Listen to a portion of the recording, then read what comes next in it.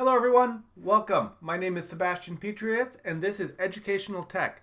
In this show, we're going to talk about a lot of tools you can use as a teacher, and we're going to try to integrate technology into the process of giving amazing lessons. So let's get started.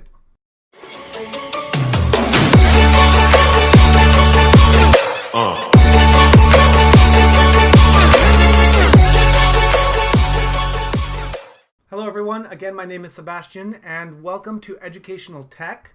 Today we're going to be talking about giving Keynote another try as a presentation software. I know that many people actually don't use Keynote, and if you do, then sorry I misrepresented you there. But a lot of people I know actually just use either PowerPoint or Google Slides, which are both very good platforms. But I'm going to show you how I use Keynote effectively and why I use it in the classroom. And after I show you what I can do with it, it's up to you to decide if you want to use it or not. So when we use Keynote, we're going to actually pair it with a few things. And let me just say this first. It's important that, well, I wouldn't say important. Keynote is beneficial if you have other Apple products. If you don't, then you might want to consider your options out there.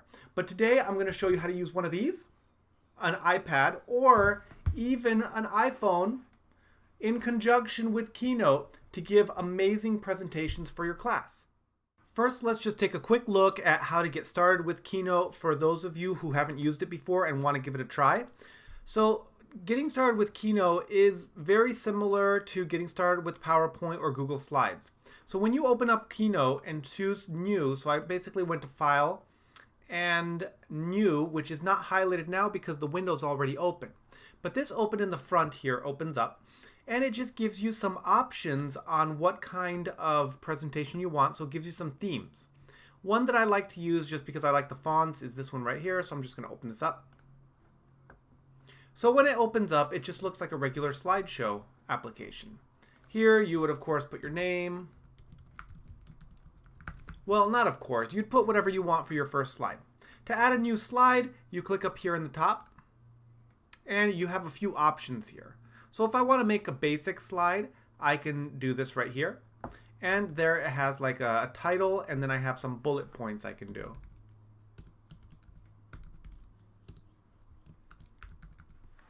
So those are the basics. That's how you basically get it going. It also has a lot of functionality here. So for example, if I want to edit this slide so that it has a transition, I go here in the top right and I can click on Animate, and I can add an effect. These effects, we have a lot of them. I'm going to do Droplet, and you can select the duration, and you can make it do on click or automatically. And you can have different things happen. So for example, if I want this to be different than the main thing, I'll have it like a blur. And I'm not saying I would actually use these specific effects, but this is just how you do it. So I'm going to do by bullet. So then if I play it, let me go to my first slide, and I'm going to click on play here. So when I click, the first thing comes in, second thing comes in, third thing comes in, and it goes out. Okay? So that's how you do little transitions. You can also take a look at your document, and it has a lot of interesting things here, but this is a little more advanced than a beginner setup for it. You can record your slideshow, which is actually really cool. So you can actually make this into a video file directly from Keynote so someone can just play it. Okay, so now let's take a look at some interesting things. So the shapes and everything you need are up here. These are very useful. So if I want to make a line, I can make a line, and I love how Keynote actually measures things out for you. So it's taking distance from everything and showing me where to put it. It's giving me my center lines, and it's actually very easy to organize on Keynote. That's one thing I like about it. It's very graphical. Of course, Google Slides and Microsoft PowerPoint also have this similar kind of functionality, but I find the graphical nature of Keynote is actually quite easier, at least for me it is. You can insert media, and if you do use Apple products, then you can choose photos and everything from your Photos app, so it's all integrated, charts and tables, and you can put comments. So these comments aren't for people to see, but they are for people who want to edit. This is something I also use a lot. Up here in the view, I really like to show the presenter notes because when I give these things to students, I save them as a PDF because unfortunately, no matter what platform you use, if a student doesn't have an Apple product, they won't be able to actually open the Keynote app. So I save it as a PDF with the presenter notes still there. And I find that having presenter notes are very useful. So if a student misses class, they can look at what you're trying to say. So that's basically how you get it generally set up. I'm going to open up one that I already have. So I'm going to close this one. And I'm not going to save it. So here is an example of a presentation that I do for my digital literacy class. And it's just an about me presentation. So I have like an introduction slide, and I can go down and I can have graphics. These pictures are directly from my photo app. And as you can see, I have these presenter notes also for students to see. So it's pretty generic. You can do these exact same things in Google Slides and on PowerPoint. But now, I want to show you why I use Keynote. Okay, so far you might be asking yourself, so why are we even looking at Keynote if I can do everything that I do in Google Docs or Google Slides and PowerPoint the same way, right?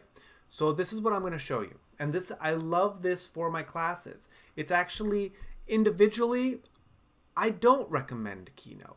But when you integrate it with an iPad or an iPhone, that's when I recommend it. So let's look at what we can do on the iPad with Keynote. If we take a look here, I have my iPad and you can see it on your screen there. I'm going to actually open up Keynote on the iPad. So it was on that screen, so I'm going to open it up. When I open up iPad, and I already set this up to be a remote, there's, I think, 2 steps you have to go through, but they're pretty self-explanatory, and I believe you can do it. So I'm going to click here on Devices, and it found my MacBook Pro, so I'm going to click on Play. As soon as I click on Play, we have the presentation going on the screen, and on my device, I have the current slide and another slide, and I can change that too. So I can go here and I can go to current and notes. So here's where I can see my presenter notes. So if I was displaying something or trying to teach something and there were certain things that I wanted to make sure not to miss, I can put them on my pad and I don't miss them, right? And I control the Keynote directly through my iPad. So if I want to go to the next one, the next one, the next one. So like, let's say I'm on this slide here, and this is the core functionality that I just love. I can actually annotate on Keynote using my iPad. So I can draw an arrow. I can circle something. I can change the color that I use. So for example, I can say, you will know your teacher by the end of this presentation. And I can say collaboration is extremely important. So these are things I can do in real time.